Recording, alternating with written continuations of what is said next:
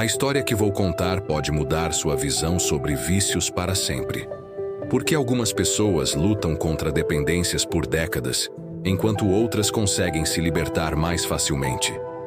A resposta pode estar além do que você imagina. Os vícios destrutivos representam uma das mais profundas aflições do espírito encarnado. Mas há algo que poucos sabem sobre essa realidade. Segundo a doutrina espírita, essas dependências não são meras fraquezas morais, mas verdadeiras enfermidades da alma que transcendem nossa existência material atual. Allan Kardec, em O Livro dos Espíritos, questão 645, nos ensina que as paixões desregradas constituem obstáculos ao progresso espiritual. Imagine por um momento, quando nos entregamos aos vícios, criamos laços magnéticos densos que nos aprisionam em ciclos dolorosos que podem durar múltiplas existências. A dependência química, o alcoolismo, os jogos compulsivos e outras manifestações viciosas não surgem por acaso em nossa trajetória atual. Deixe nos comentários se você já vivenciou essa sensação inexplicável de atração por algo destrutivo, mesmo sabendo dos prejuízos que causa. Mas descobri algo que mudou completamente minha compreensão sobre esse tema. A origem dos vícios destrutivos frequentemente remonta a existências anteriores. Vou compartilhar um exemplo que torna isso mais claro. Imagine João, que mesmo sem nunca ter tido contato com álcool na infância, sentia uma atração inexplicável pela bebida aos 20 anos. Seus pais não bebiam, seus amigos próximos também não, mas algo interno o impulsionava irresistivelmente. O espírito que não trabalhou adequadamente suas tendências inferiores em encarnações passadas traz consigo, no corpo espiritual, as marcas profundas dessas inclinações. Emmanuel, mentor espiritual de Chico Xavier, explica que os padrões viciosos se gravam profundamente em nossa estrutura espiritual. Essas impressões atravessam o esquecimento natural do renascimento e manifestam-se como propensões aparentemente inexplicáveis na vida presente.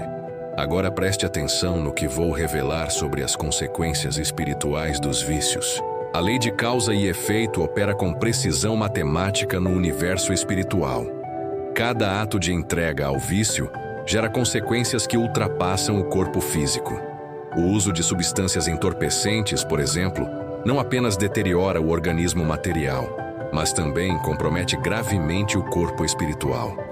André Luiz, através da psicografia de Chico Xavier, descreve em Nosso Lar como os vícios criam zonas de energia densa no corpo espiritual. Essas regiões comprometidas atraem entidades inferiores que se alimentam das emanações deletérias produzidas pelo viciado. Estabelece-se assim uma simbiose parasitária que intensifica a compulsão e dificulta enormemente o processo de libertação. Mas aqui vem uma verdade libertadora que preciso compartilhar com vocês. A responsabilidade individual permanece intacta, mesmo diante das influências espirituais negativas. O livre-arbítrio constitui atributo sagrado do ser pensante, conforme nos ensina a codificação kardeciana. Nenhum espírito obsessor possui poder absoluto sobre nossa vontade quando mantemos vigilância e determinação sincera de transformação. Pense em Maria, uma senhora que fumava há 40 anos. Aos 65, descobriu um câncer e naquele momento tomou uma decisão firme. Em 3 semanas, havia parado completamente. O que mudou? Sua determinação interior se tornou mais forte que qualquer influência externa. Joana de Ângeles, mentora espiritual de Divaldo Franco, ressalta que a reforma íntima representa o único caminho realmente efetivo para a superação dos vícios. Não existem fórmulas mágicas ou intervenções externas que substituam o trabalho pessoal de autotransformação. A luta contra o vício exige coragem, persistência e humildade para reconhecer nossas fragilidades. Quantos de vocês conhecem alguém nessa situação de luta contra um vício? O amparo espiritual e a misericórdia divina jamais abandonam aquele que sinceramente busca a regeneração. Os benfeitores espirituais acompanham de perto cada esforço genuíno de libertação dos vícios destrutivos. A prece fervorosa, o estudo doutrinário sério e a frequência aos trabalhos de assistência espiritual constituem ferramentas valiosas nessa jornada. Entretanto, é fundamental compreender que a mudança autêntica demanda tempo e atravessa inevitáveis recaídas. O processo de cura espiritual não obedece à ansiedade humana por resultados imediatos.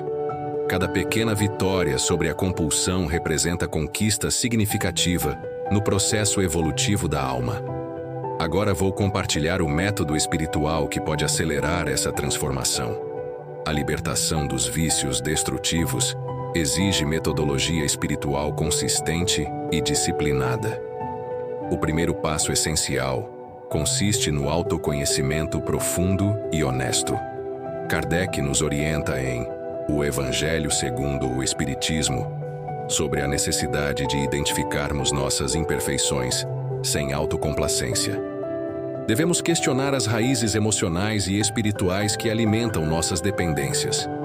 Qual vazio interno buscamos preencher com o vício? Que dores tentamos anestesiar através da compulsão? Esse exercício de introspecção sincera, realizado preferencialmente em momentos de prece e meditação, revela os mecanismos psíquicos que sustentam o comportamento destrutivo. Vou dar um exemplo prático. Carlos descobriu que seu vício em jogos estava relacionado à busca por aprovação paterna que nunca recebeu. Cada aposta era uma tentativa inconsciente de provar seu valor. Ao compreender isso, pôde trabalhar a verdadeira causa. A vigilância constante sobre pensamentos e emoções constitui prática indispensável nessa batalha espiritual. Os vícios alimentam-se inicialmente no plano mental, antes de manifestarem-se em ações concretas.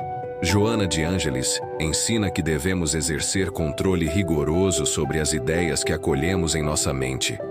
Cada pensamento relacionado ao objeto do vício deve ser imediatamente substituído por reflexões elevadas e construtivas. A leitura edificante, o trabalho caritativo e o cultivo de novos interesses saudáveis auxiliam nessa renovação mental. Manuel Filomeno de Miranda, através de Divaldo Franco, destaca a importância da terapia ocupacional espiritual.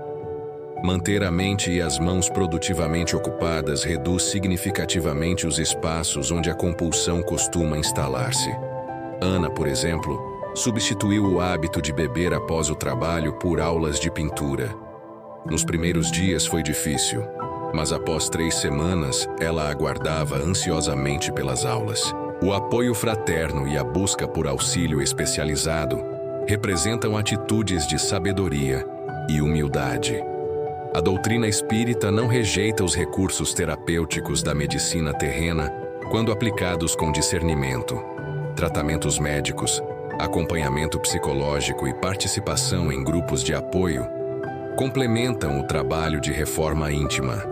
Emmanuel afirma que devemos utilizar todos os recursos disponíveis no plano físico enquanto trabalhamos nossa transformação espiritual.